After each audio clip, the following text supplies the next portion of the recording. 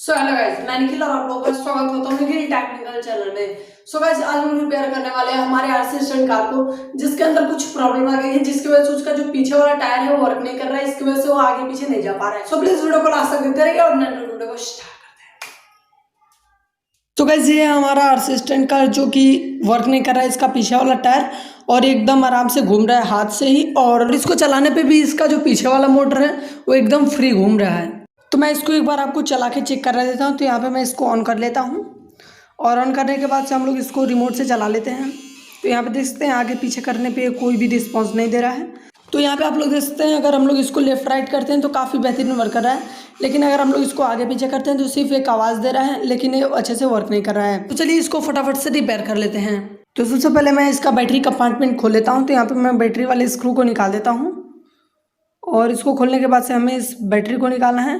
तो यहाँ पे मैं इसको खोल लेता हूँ, और इसको खोलने के बाद से हमें इस बैटरी को डिस्कनेक्ट कर लेना है।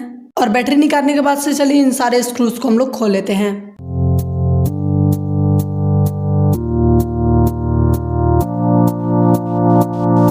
तो यहाँ पे हमने इसके सारे स्क्रूज को खोल लिया है।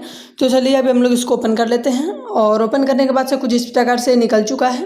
और इसके बाद से हमें यहाँ पे इस मोटर वाले पार्ट को ओपन करना है। तो यहाँ पे एक स्क्रू है, इसको हम लोग ढीला कर लेते हैं, और इस स्क्रू को ढीला करने के बाद से हमें इस मोटर वाले पार्ट को बाहर निकाल देना है। एंड बाहर निकालने के बाद से आपको यहाँ पे साइड से एक स्क्रू दिख रहा होगा इसके अंदर, और हमें इसको ओपन करना है। तो हमें इसके पहिए के होल से इस स्क्रू ड्राइवर को लगाना होगा, और उसके बाद से हमें इसको आराम से ढीला कर देना है, जिसकी वजह से ये ओपन हो जाएगा। और ओपन करने के बाद से हमें यहाँ पे कुछ गियर्स देखने को मिलेंगे इसके अंदर की तरफ। तो यहाँ पे इन सारे गियर्स को निकाल देना है, और इसके बाद से इस मोटर को पीछे की तरफ खींच देना है, जिसकी वजह से मोटर बाहर आ जाएगा। और इसके बाद से आप लोग यहाँ पे देख सकते हैं इसका जो गियर है वो थोड़ा सा सरक के बाहर आ चुका है, जिसको कि हमें अगेन पुश करके अंदर की तरफ कर देना है। और आप लोग अपने कार का देख सकते हैं कि आपके कार का गियर टूटा है, या फिर आपके कार का जो गियर है वो सरक के बाहर आ चुका है। तो यहाँ पे ये मोटर सही हो चुका है। तो अभी हमें जैसे हमने इसको निकाला था सेम वैसे ही हमें इसके अंदर सेट करना है। तो यहाँ पे सबसे पहले मैं इस मोटर को इसके अंदर कनेक्ट कर लेता हूँ, एंड इसके बाद से इसके सारे गियर्स जैसे हमने निकाले थे सेम वैसे ही हमें इसके अंदर लगा देना है। तो चलिए फटाफट से हम लोग इसके अंदर लगा लेते हैं।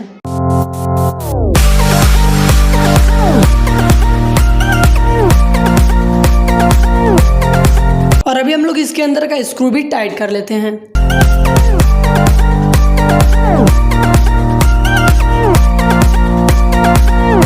और इसके बाद से जैसे हमने पीछे वाले पार्ट को निकाला था वैसे ही हमें इसको टाइट कर देना है।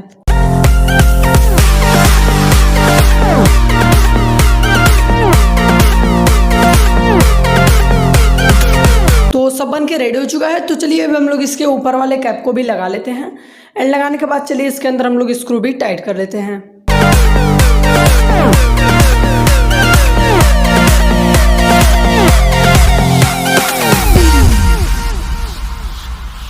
तो चलिए अभी हम लोग इसके अंदर बैटरी लगाते हैं, और इसके बाद से इसका टेस्टिंग करते हैं।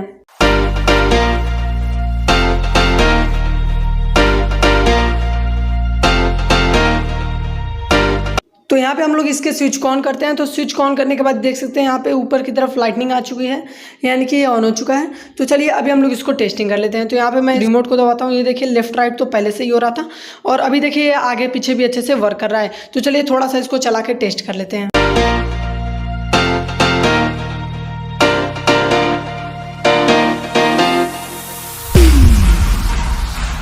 और गाइस, कुछ इस प्रकार की थी हमारी वीडियो, और अगर आपको ये वीडियो पसंद आए तो फटाफट लाइक कर दीजिए, और गाइस चैनल पे नए तो प्लीज सब्सक्राइब कर लीजिए साले टेक्निकल चैनल को। समझता कि sir video bye bye, take care, जय हिंद, वंदे मातरम।